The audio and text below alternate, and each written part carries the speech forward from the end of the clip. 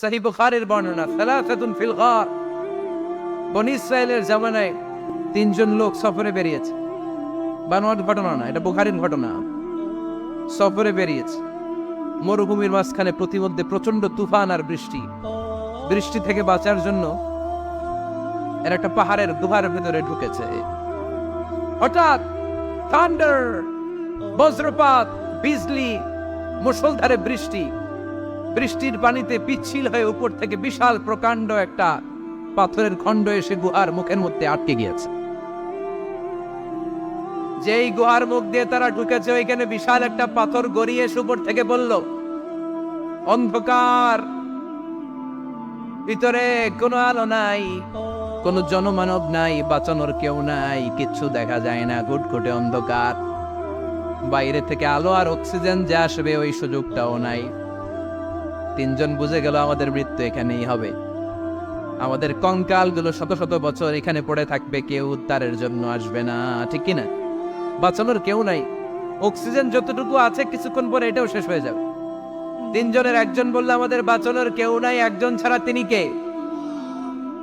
আমাদের 3 জনের জীবনের এমন কোন নেক আমল আছে কিনা যেটা দিয়ে আল্লাহর কাছে দোয়া করা যায়? কার জীবনে কি নেক আমল আছে যেই নেক আমলটা দুনিয়ার কোনো মানুষকে দেখানোর জন্য করা হয় নাই, শুধু করা হয়েছে কার জন্য? এরকম কোন নেক আমল থাকলে দোয়া করা শুরু করো, এছাড়া আমাদের বাঁচার কোনো উপায় নাই। একজন দোয়া করা শুরু করলো। হাদিসে লম্বা একটা হাদিস, আমি সরল বঙ্গানুবাদ শোনাচ্ছি। একজন দোয়া করা শুরু করলো। একজন বলতে শুরু করলো, আল্লাহুম্মা কানা লি আবাওয়ান শাইখান কাবীরান। ও আল্লাহ, আমার বৃদ্ধ বৃদ্ধা মা বাবা ছিল, আমি পেশায় ছিলাম রাখাল। প্রতিদিন রাখালগিরি করার পরে, ছাগলের দুধ দহন করার পরে যখন বাসায় ফিরে আসতাম, সবার আগে আমি আমার আব্বা আম্মারে দুধ খাওয়াতাম। আব্বা আম্মাকে দুধ খাওয়ানোর পরে আমার সন্তানদের মুখে, আমার স্ত্রীদের মুখে আমি দুধ তুলে দিতাম। একদিন আমার আসতে দেরি হয়ে গেল, এসে দেখি আব্বা আম্মা ঘুমিয়ে গেছে। দুধের বাটি নিয়ে আমি আব্বা আম্মার মাথার সামনে দাঁড়িয়ে রইলাম। মনে মনে ভাবলাম, আব্বা আম্মা যখন ঘুম থেকে জাগবে, আব্বা আম্মারে আগে আমি দুধ খাওয়াবো, তারপরে ছেলে মেয়েরে খাওয়াবো, স্ত্রীদেরকে খাওয়াবো। দাঁড়িয়ে রইলাম। আমার ছেলে মেয়েরা এসে আমার কাছে বললো, আব্বা খাবার দাও। আমি দেই নাই। ক্ষুধার জ্বালায়, ক্ষুধার যন্ত্রণায় পাগল পড়া হয়ে আমার কলিজার টুকরা ছেলে মেয়েগুলো আমার পায়ের মধ্যে পড়ে কাঁদতে লাগলো, আব্বা একটু দুধ দাও, ক্ষুধা লেগেছে। ও আল্লাহ, আমি দেই নাই। ফজর পর্যন্ত দাঁড়িয়ে রইলাম। ফজরের সময় যখন আব্বা আম্মা ঘুম থেকে উঠলেন, সবার আগে আব্বা আম্মারে দুধ খাওয়ালাম, তারপরে ছেলে মেয়েদের মুখে তুলে দিলাম। ও আল্লাহ, ও আল্লাহ, ওই দিনে সারা রাতটা আমি দাঁড়িয়ে আব্বা আম্মার জন্য যে দাঁড়িয়েছিলাম, দুনিয়ার কাউরে দেখানোর জন্য নয়, শুধু তোমারে খুশি করার জন্য। ওই রাতের ইবাদতটা যদি তোমার কাছে পছন্দ হয়, বা ফাররিজ আন্না মা নাহনু ফি, আজকে যেই বিপদে আমরা আছি, বিপদ থেকে তুমি বাঁচাও। বলার সাথে সাথে 1/3, 1/3 পাথরটা ডান দিকে সরে। সুবহানাল্লাহ পড়বেন না? এবার বাইরে থেকে আলো আসতে শুরু করেছে, অক্সিজেন ঢুকতে শুরু করেছে, তাদের মনের মধ্যে স্বস্তি ফিরে এসেছে। এবার দ্বিতীয় জন দোয়া শুরু করলো, আল্লাহ, আমার এক চাচাতো বোন ছিল, এত সুন্দরী, আমার জীবনে এত সুন্দরী নারী আমি দেখি নাই, এত সুন্দরী নারী। ওয়া কুনতু উহিব্বুহু বিআশাদ্দি মা ইউহিব্বুর রিজাল আন নিসা। একজন পুরুষ একজন নারীকে যত ভালোবাসতে পারে, আমি ঠিক ততটা ভালোবাসতাম আমার এই সুন্দরী কাজিনকে, চাচাতো বোনকে। কিন্তু আমার মনের কথা আমার চাচাতো বোনরা আমি বোঝাতে পারি নাই। একদিন লজ্জা শরমের মাথা খেয়ে চাচাতো বোনরা আমি বললাম, তোরে আমি বড্ড ভালোবাসি, একান্তে আমি তোরে চাই।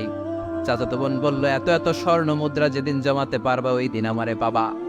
এবার আমি স্বর্ণ মুদ্রা জমাতে লাগলাম। জমাতে জমাতে জমাতে জমাতে বছর শেষে স্বর্ণ মুদ্রার থলে নিয়ে চাচাতো বোনের হাতে দিলাম। চাচাতো বোন আমার অপকর্মে রাজি হয়ে গেল। গোপন একটা রুমের ভেতরে আমরা ঢুকলাম। দুইজনেই জামা কাপড় খুলে নেকেড হলাম, জিনা করব, পাপ কাজ করব। একেবারে ফাইনাল ডেস্টিনেশন আমরা চলে গেলাম। পাপ কাজ যখন আমরা শুরু করব, ইন দা মিন টাইম আমার চাচাতো বোন আমার ডেকে বলে, ও আমার চাচাতো ভাই, ইত্তাকিল্লাহ, ইত্তাকিল্লাহ, আল্লাহরে ভয় কর, আমার সতীত্ব নষ্ট করে দিস না। আল্লাহ ওই মুহূর্ত থেকে ফিরে আসা কোনো পুরুষের পক্ষে সম্ভব ছিল না।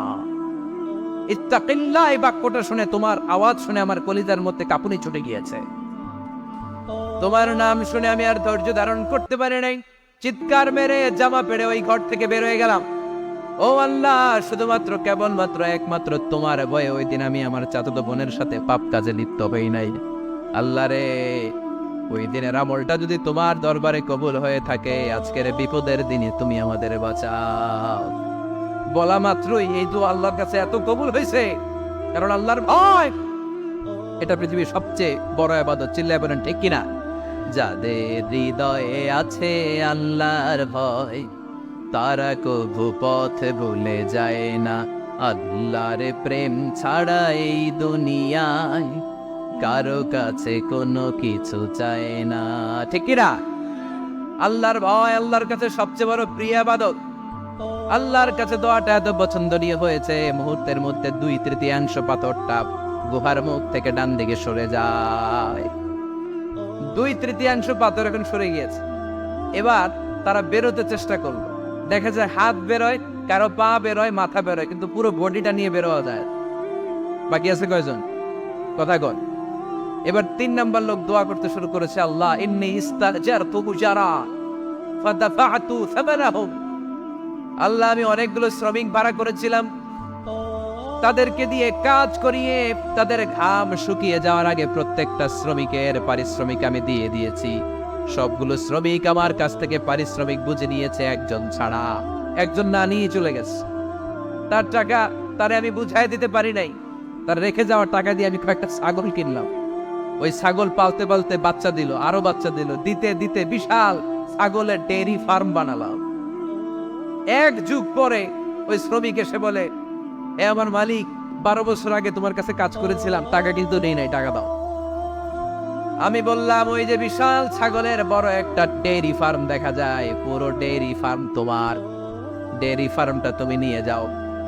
শ্রমিক আমারে বলতে লাগলো, তাস্তাজিউ মিন্নি, আমার সাথে ঠাট্টা করো নাকি? একদিনের পারিশ্রমিক দিয়ে ডেইরি ফার্ম হয় নাকি? যতটুকু টাকা তোমার কাছে আমি 12 বছর আগে পেতাম, ততটুকু দিলেই চলবে। তারে আমি বুঝিয়ে বললাম, তোর টাকা দিয়ে ছাগল কিনেছি, ছাগলের ব্যবসা করে ডেইরি ফার্ম বানিয়েছি, একটার পর একটা ছাগল বাচ্চা দিতে দিতে আজকে হাজার হাজার ছাগলের এই ডেইরি ফার্ম, পুরো ডেইরি ফার্মটা আমি তোরে দিয়ে দিলাম। বলা মাত্র ওই শ্রমিকটা ডেইরি ফার্ম নিয়ে চলে গেল। মাবুদের এই কঠিন বিপদের দিন সে শুধু দাবি করেছিল তার পারিশ্রমিক, তার পারিশ্রমিকের টাকা তার হাতে দিলে সে খুশিতে বাকবাকু, কিন্তু তার বদলে পুরো ডেইরি ফার্মটা আমি তার হাতে তুলে দিয়েছি একমাত্র তোমার সন্তুষ্টির জন্য। ওই দিনের আমলটা যদি তোমার দরবারে একটুও ভালো লেগে থাকে রে মাওলা, আজকের কঠিন বিপদ থেকে বাঁচাও। বলতে দেরি মুহূর্তের মধ্যে বিশাল পাথর খণ্ডটা গুহার মুখ থেকে ডান দিকে সরে যা। আল্লাহর শুকরিয়া করে 3 জন বের হয়ে যায়। সহিহ বুখারীর বর্ণনা। আপনার জীবনে এমন কোন নেক আমল যদি থাকে যেটা শুধু আল্লাহর দেখানোর জন্য করছিলেন, আমরা আমল করব অবশ্যই দেখানোর জন্য, তবে মানুষকে নয়। কারা দেখানোর জন্য? আমাদের সব দেখানো হবে একজনকে। চিল্লায় বলেন, তিনি কে? লা ইলাহা ইল্লাল্লাহ। আরেকটা হচ্ছে আল্লাহু আকবার। এই 4টার চেয়ে শ্রেষ্ঠ জিকির আর নাই। কথা বলেন, এটার এই 4টার ভিতরে ইল্লাল্লাহ আছে? কথা বলেন। এজন্য জিকিরকে আমরা খণ্ডিত করব। ঠিক যেমন যেমন সহিহ সুন্নাহ এসেছে তেমন তেমন জিকির করলে আপনার কলিজাটারে ঠান্ডা করে দিবে কে? ইল্লাল্লাহর ব্যাখ্যা থাকতে পারে। অনেকে ব্যাখ্যা করে যে এটার মধ্যে লা ইলাহা আছে, এটাকে গোপন রাখা হয়েছে, আমরা ইল্লাল্লাহ করি না, ওটার দরকার নাই। বিশ্বনবী এবং সাহাবারা যেই পন্থায় জিকির করেছেন, যেই পন্থায় জিকির শিখিয়েছেন, ওইটার ভিতরে বরকত বেশি না কম? কথা বলেন, বেশি না কম? এজন্য বিশ্বনবী বললেন, আল্লাহর কাছে প্রিয় কথা 4টা। একটা হলো সুবহানাল্লাহ, দ্বিতীয়টা হলো আলহামদুলিল্লাহ, তৃতীয়টা হলো লা ইলাহা ইল্লাল্লাহ, চতুর্থটা হলো আল্লাহু আকবার। সুবহানাল্লাহ, আমার সাথে সাথে আওয়াজ করে পড়েন, সুবহানাল্লাহ, আলহামদুলিল্লাহ, লা ইলাহা ইল্লাল্লাহ, আল্লাহু আকবার, সুবহানাল্লাহ, আলহামদুলিল্লাহ, লা ইলাহা ইল্লাল্লাহ। আওয়াজ করে পড়েন আল্লাহু আকবার। মনে থাকবে, জিকিরের ওয়াজ শেষ। এগুলোর চেয়ে শ্রেষ্ঠ জিকির নাই। সবচেয়ে শ্রেষ্ঠ জিকির লা ইলাহা ইল্লাল্লাহ, সবচেয়ে শ্রেষ্ঠ কালিমা আল্লাহর কাছে এই 4টা। একটু খেয়াল করে দেখেন, এই প্রতিটা জিকিরের মধ্যে আমার আল্লাহর নাম আছে না নাই? সুবহানাল্লাহ আছে না? আলহামদুলিল্লাহ, লা ইলাহা ইল্লাল্লাহ, আল্লাহু আকবার।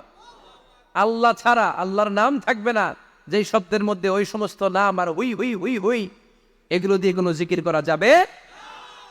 আবার আব্দুল্লাহ ইবনে আমর ইবনুল আস বর্ণনা করেন, বিশ্বনবী যখন জিকিরগুলো করতেন, আমি বিশ্বনবীকে দেখেছি বিশ্বনবীর আঙ্গুলের কড়াই জিকির গুনতেন। সুবহানাল্লাহ পড়েন। দেখতেছেন আমার হাত দেখা যায়, দেখা যায়, দেখা যায়। রাআইতুন নাবিয়্যা, আব্দুল্লাহ ইবনে আমর ইবনুল আসের বর্ণনা, রাআইতুন নাবিয়্যা ইয়াকিদু তাসবিহা বিয়ামিনিহি, আমি বিশ্বনবীকে ডান হাতের গিড়ার ভেতরে তাসবিহ গুনতে শুনেছি, তাসবিহ গুনতে দেখেছি। সুবহানাল্লাহ পড়েন।